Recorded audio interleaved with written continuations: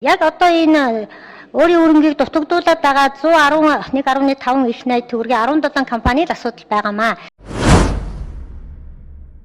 Энэний 6 нь бол төрийн компани, 11 нь хувийн компани байгаамаа.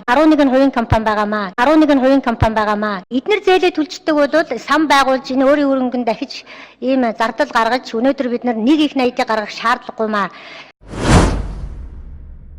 Түрүү ярьсан хувийн энержи ресурс компани хүнд байх үед нь 170 тэрбум төгрөгөөр гаргаад замын худалдаад авсан юм аа. Одоо энэ компани эх оронч үзэл гаргаад өөрсдөө санхүүн сайжруулсан бол энэ төр төгсөн шахсан замаа буцаагаад авчаач. Тэгэх юм бол энэ өөрийн өрөнгөнд хорогдохгүй төрийн ачаа бас 170-80 тэрбумаар хөнгөрөх гээд байна. Нэгдүгээр энержи ресурс компани хүнд байх үед нь 170 тэрбум төгрөгөөр гаргаад замын худалдаад авсан юм аа. 170 тэрбум төгрөгөөр гаргаад замын худалдаад авсан юм аа.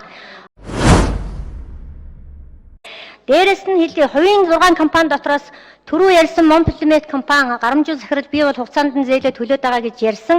Харамсалтай нь ажлын хэсгийн дүгнэлтэн дээр бол уучлаарай зээлийн төлөлтөө хойшлуулсан 2 удаа хугацаа сонгогдсон зээлийн орооны дүгнэлтгүй шийдвэр авсан юм байна. Судалгаагүй зээл олгосныхоо төлөө хөгжлийн банкны залуучуудын шалгагдж байгаа шүү.